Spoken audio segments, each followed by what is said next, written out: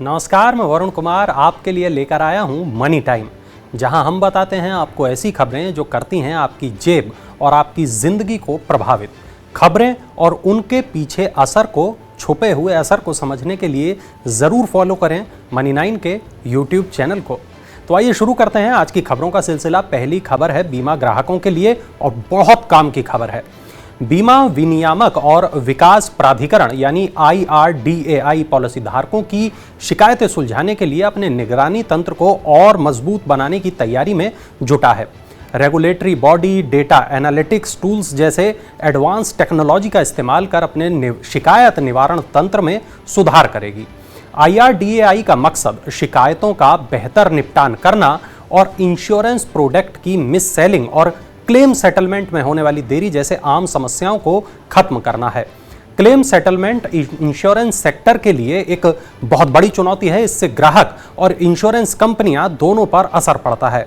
IRDAI Bharat में insurance और री इंश्योरेंस इंडस्ट्री के रेगुलेशन और लाइसेंसिंग का काम करता है और इसके आदेश बीमा कंपनियों के लिए बाध्यकारी होते हैं। अगर आप भी पैसा बनाने के लिए IPO का इंतजार कर रहे हैं तो चलिए जानते हैं आखिर कब भारतीय IPO बाजार में फिर शुरू होगी हलचल।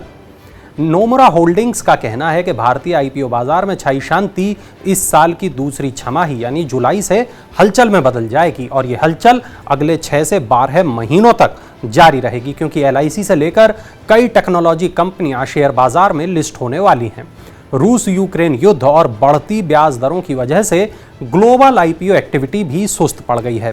इस साल अब तक कंपनियों ने IPO से 1.1 अरब डॉलर की राशि जुटाई है, जबकि 2021 की समान अवधि में यह आंकड़ा 2.6 अरब डॉलर था। अगर आप भी शेयर बाजार में ब्रोकरेज से परेशान हैं तो शायद इस खबर से आपको राहत मिल सकती है।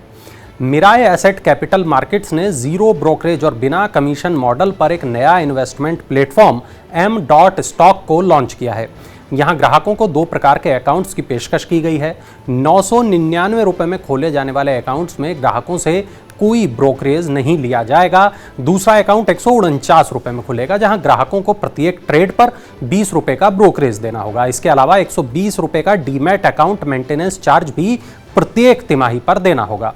इन अकाउंट में ग्राहक future and option equities, currency, IPO और म्यूचुअल फंड आदि में निवेश कर सकते हैं।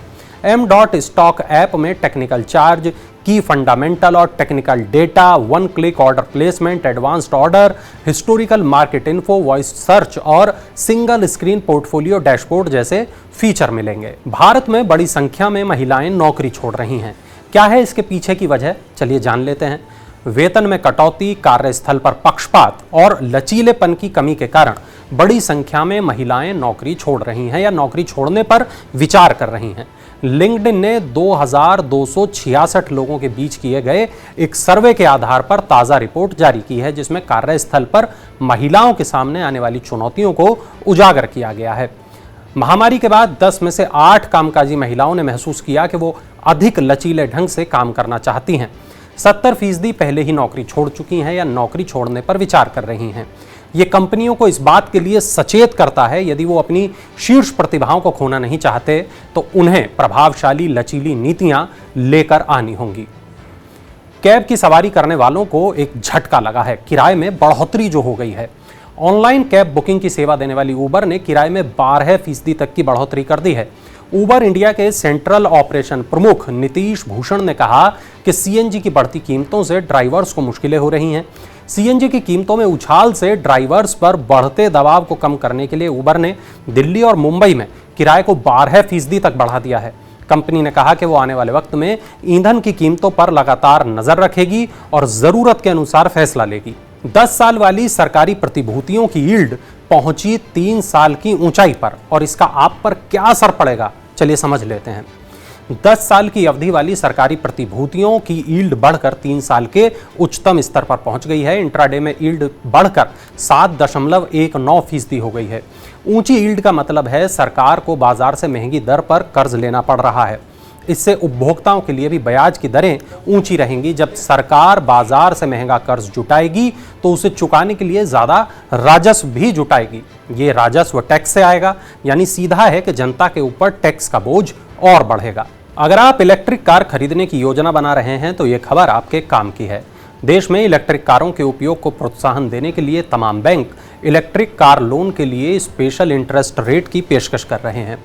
देश का सबसे बड़ा सरकारी बैंक भारतीय स्टेट बैंक ने देश के पहले ग्रीन कार लोन को पेश किया है। इसका उद्देश्य ग्राहकों को इलेक्ट्रिक वाहन खरीदने के लिए प्रोत्साहित करना है। इस स्कीम के तहत ई व्हीकल के लिए 7.05 से लेकर 7.75% की ब्याज दर पर सस्ता लोन दिया जा रहा है।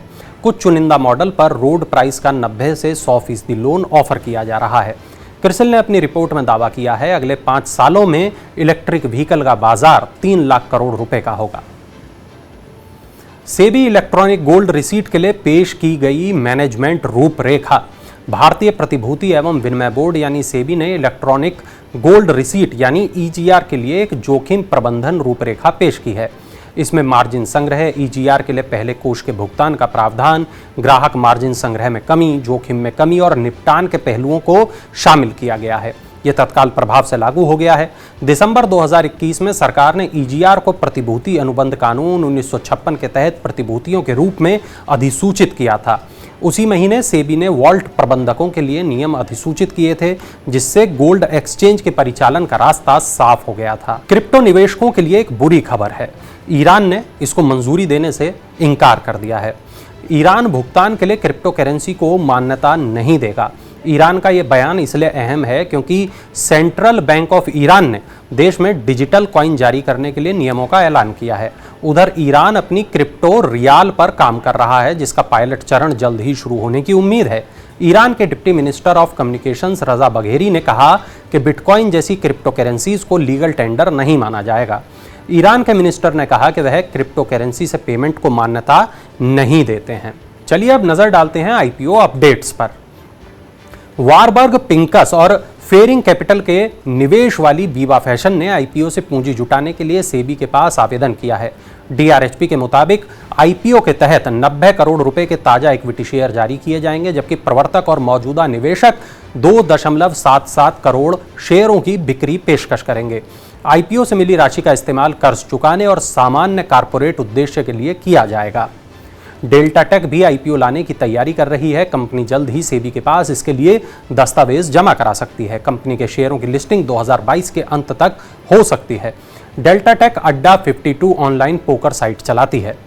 छोटे उद्यमों को स्टील से लेकर केमिकल जैसे कच्चे माल की आपूर्ति करने वाली स्टार्टअप ऑफ बिजनेस भी अगले 6 से 12 महीनों के भीतर अपना आईपीओ ला सकती है। कंपनी की सह संस्थापक रुचि कालरा ने कहा कि उनकी कंपनी पब्लिक मार्केट में उतरने के लिए पूरी तरह से तैयार है। तो ये थी आज की वो बड़ी खबरें, वो तमाम खबरें जो डालती हैं आपकी जेब और आपकी जिंदगी पर सीधा असर। ऐसी ही बड़ी खबरों के लिए, जरूरी खबरों के लिए आप बने रहें मनी 9 के साथ। और चलते चलते देखिए हमारा ये खास इन्फोग्राफिक।